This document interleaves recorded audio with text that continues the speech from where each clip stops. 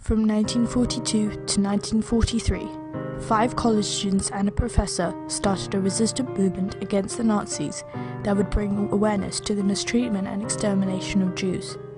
They wrote numerous leaflets in order to expose the horrifying truth to the German people. This resistant movement was called the White Rose, and it was described as one of the most famous civilian movements that stood up against the Nazi regime.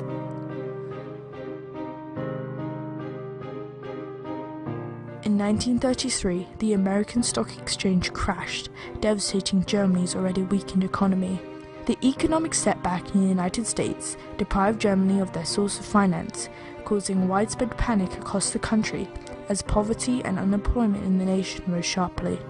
As the demand for food increased, the Weimar government tried and failed to handle the economic crisis, resulting in growing anger from the public, as well as gradual loss of respect for the democratic system.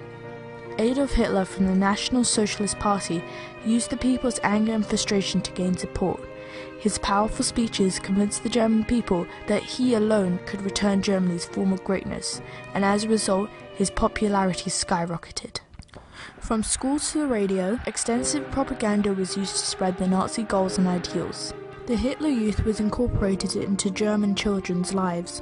Indoctrinated by the propaganda, the youth were eager to participate in the Nazi regime. Against their father's advice, Hans and Sophie Scholl joined the Hitler Youth. Initially they were both enthusiastic, however over time they began to understand their father's derogatory views of the Third Reich.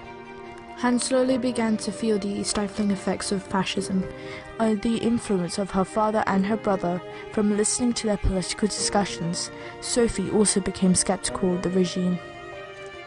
In 1942, Sophie Scholl enrolled at the University of Munich, studying biology and philosophy. Her brother Hans, who was studying his 4th year in medicine there, introduced her to his friends, Alexander Schrommel, Willy Graf, and Christoph Probst. This group of friends usually got together to discuss poetry. However, one evening on the 21st of May 1942, their discussions on poetry changed drastically to politics, all with one common subject, their dislike of Adolf Hitler and the Nazi Party. They called themselves the White Rose, intended to represent purity and innocence in the face of evil. In 1942, the group decided to adopt the strategy of passive resistance because they wanted to be effective, and if they weren't aggressive, they were more likely to be captured immediately and not change anything. Their goal was to influence the Germans to turn against the Nazi Party and Hitler.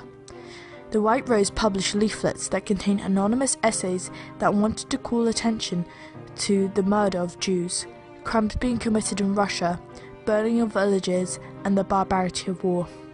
Quoting many famous philosophers, they targeted the intellectual community. Nothing is so unworthy of a civilized nation as allowing itself to be governed without opposition by an irresponsible clique. Here they say why the Germans allow Adolf Hitler's rule without anybody trying to stand up against him or oppose him. 300,000 Jews had been murdered in the country in the most bestial way. This is one of the reasons why the White Rose was so famous.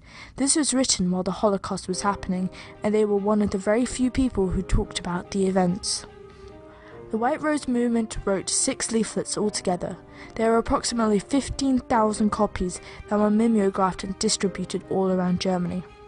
Leaflets were left in telephone booths, mailed to students and professors alike, creating a stir among the student body. The White Rose did not just limit themselves to leaflets. Graffiti appeared on streets and buildings, mainly on churches and Nazi office buildings. They wrote things such as "Down with Hitler," "Hitler the mass murderer," and "Freiheit," freedom. Hitler's own secret police, also known as the Gestapo, kept a high degree of surveillance on any resistance activity. The Gestapo were permitted to listen to any phone call, open any mail, or search anyone's person without reason. After leaflets were found in the University of Munich, the local Gestapo increased its efforts to catch the resistors. They knew the authors had to procure large quantities of paper, envelopes and postage stamps, even though they were rationed throughout the war. The risk of being caught would cost them their lives. In order not to be detected by the Gestapo, Sophie Scholl bought stamps and paper from different shops to divert attention from their activities. The group risks travelling to South Germany to distribute leaflets so that the Gestapo would believe a larger, well-organised group were behind it, but on the contrary, the group had to be kept very small, so it was less likely for them to be captured by the Gestapo. In the summer of 1942, the men of the White Rose Group were sent to the Eastern Front as medics. It was here that they were exposed to the true extent of the atrocities being committed by the Nazis. On the way to the front, they saw firsthand the mistreatment of the Jews. The students managed to recruit Professor Huber, who was one of the most influential professors at the university. Kurt Huber wrote the sixth and final leaflet, and it was claimed to be so powerfully written on behalf of liberty and justice. Today, the legacy of the White Rose can be seen throughout Germany, with numerous streets, schools, and memorials all being named in honor of the members of the White Rose. Countless books, essays, films, and websites have also been dedicated to carrying out their story throughout history. The non-violent resistance of this group has made them a timeless symbol of struggle for the freedom of the human spirit and passive resistance. They inspired countless other resistance groups over Europe to follow their lead, sparking a continuous battle against the lies of the third. The White Rose members knew that they had to be the ones to take a stand to see the changes they wanted to see in the world. The White Rose members are the true definition of courage, and is a radiant page in the darkest chapter of the 20th century.